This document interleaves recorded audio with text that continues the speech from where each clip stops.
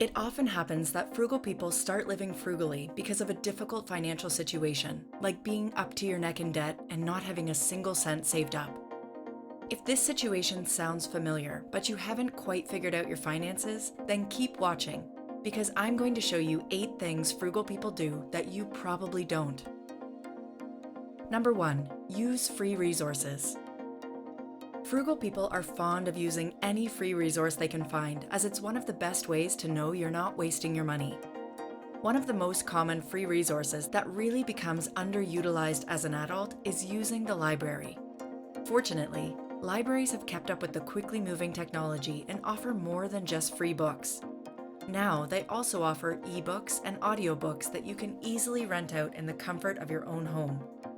This is an excellent way to always keep reading and never have to buy a single book, which can become quite expensive and take up a lot of space.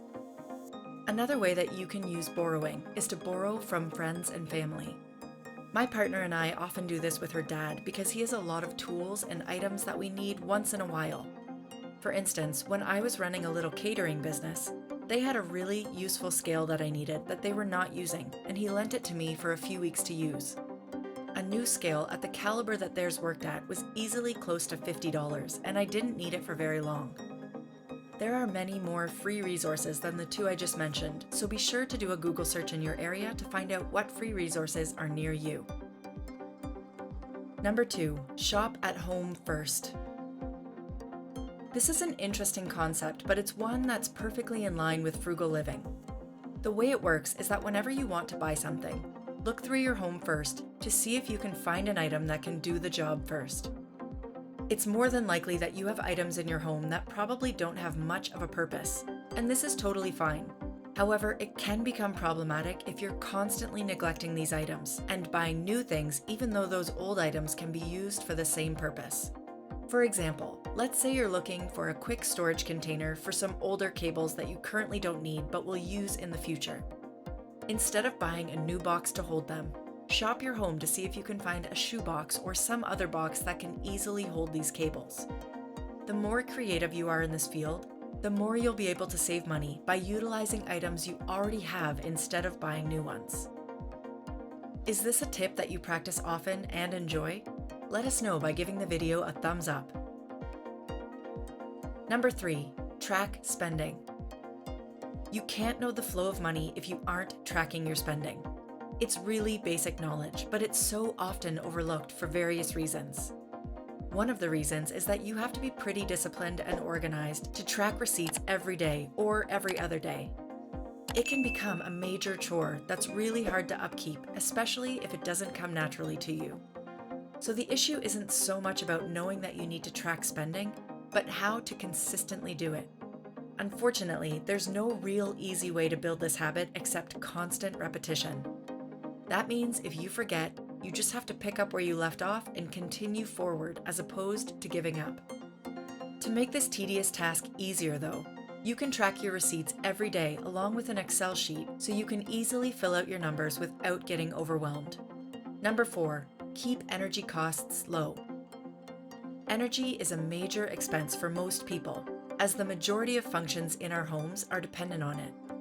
And since most people watching this video are probably living on-grid, that means paying for electricity usage.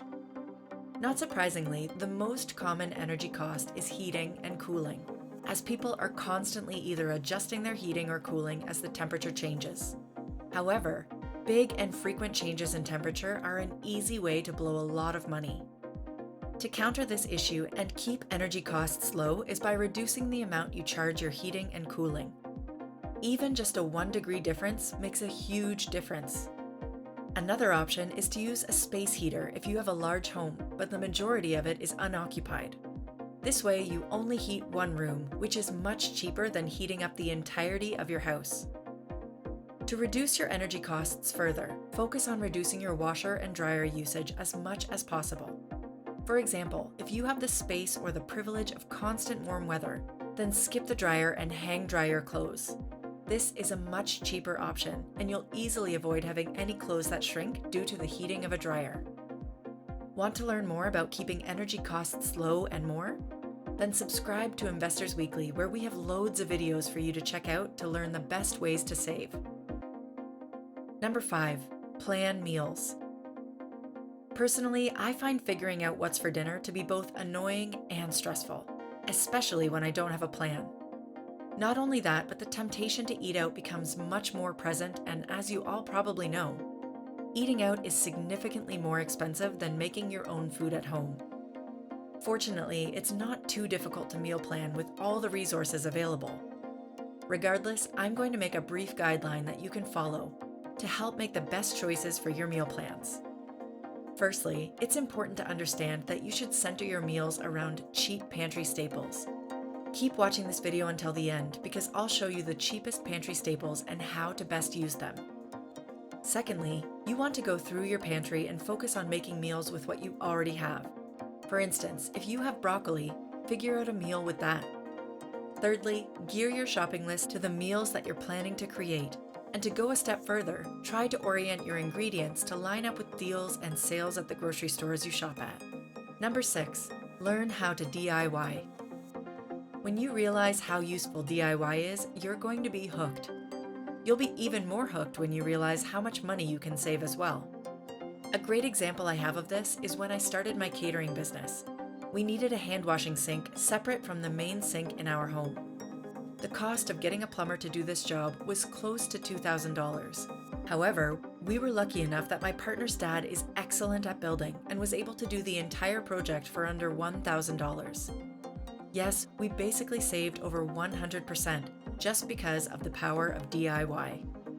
While this is an extreme example, even learning simpler DIY like mending clothes with holes or broken seams, or fixing a hole in your drywall, can save you so much both in the short term and the long run.